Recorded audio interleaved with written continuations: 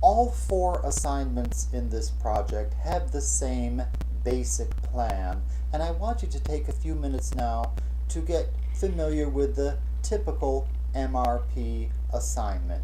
Each one of them has 3 phases, 1, 2, 3, and the second phase has the same basic 1, 2, 3, 4, 5 steps. Let's begin by identifying each one of these phases, taking a look at where you will be doing them, and what is involved in each one of them. Let's start with phase 1. Phase 1 is basically preliminaries. You're not doing any actual work here that you're going to submit, but you are preparing to do the assignment itself. And this particular phase of the project is conducted partly away from your computer. Okay, not everything in this course is done at your computer. And among the sorts of things that you might expect to be doing during this phase of an assignment is reading. There's lots of that in an online course or any college course that you take.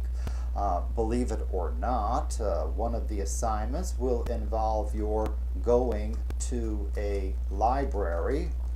Shocking, isn't it, that if you take a college class, you might actually have to go to a library and look at books in it. Surprising, but true. Step 2 is working with the MRP form. Now, if you're going to work with the MRP form, of course, you have to work with it at your computer, not anyplace else. And what's good about the second phase of this project is that you have the same basic 5 steps for all assignments. So basically, if you master this pattern here, you will have no difficulty doing each one of the assignments. Now, the first step in phase 2 is opening the correct copy of the form. And this really is very, very important, because throughout the project you are going to have multiple copies of the assignment at hand. You have to know exactly which one that you need to open to do that particular assignment. It's no big deal whatsoever. It's largely a matter of just keeping track of things. It'll make your life a whole lot easier. Now, the second step involves your entering data onto the form. And what's nice about this is you'll be using the same 3 steps for entering each datum or bit of information onto the form. It's a very simple thing to do.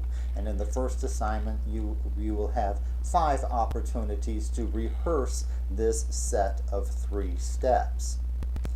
Now, step 3 involves your storing the form or the assignment onto your flash drive.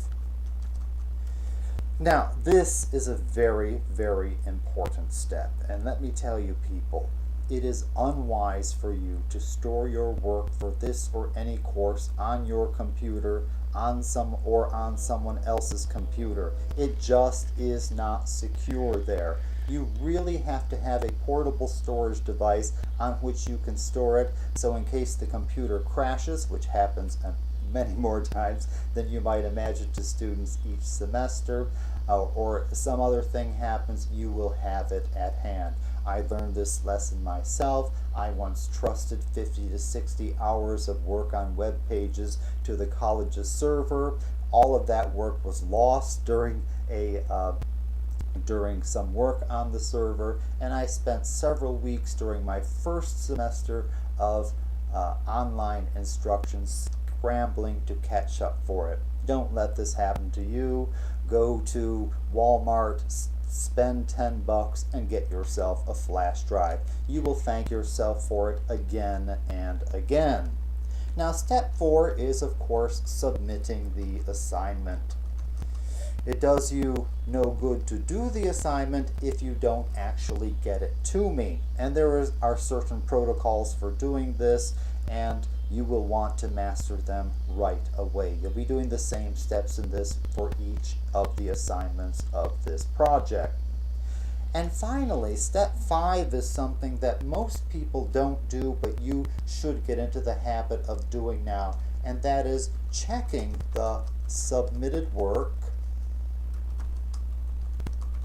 for accuracy. Basically, I want you to take a look at what you have submitted exactly as I will look at it to make sure that everything is right, and so that you get every single point for it. In this course, it is unwise to gamble for grades. I discourage it, and I impose very severe penalties on people who make a practice of it. I ask you to do certain things to make sure that things are right so that you get the maximum number of points and the highest grade possible for whatever you do. Now, once you have submitted the assignment and it has been submitted as you think it is best for you, there is a period of follow-up. And this is conducted via email. Basically, you just can't hand in the assignment and forget about it, because you cannot move on to the next assignment of the project until the first one has been accepted and it is eligible to receive points for it. So what you will be doing basically after you hand in the assignment is checking your email regularly for receipts. You need to know that I've actually gotten the assignment from you. You'll also be checking after that to see if I have sent you an email that requires you to make certain corrections. And finally, after you have it absolutely perfect, you might have it perfect the first time through, you will want to be sure that you have a confirmation that it has been accepted and that points will be posted for it. So think about these processes. You will see this again and again throughout the semester. The assignments are fairly uniform in this particular plan, so if you have this plan in mind, all of the assignments for the project will be that much easier for you.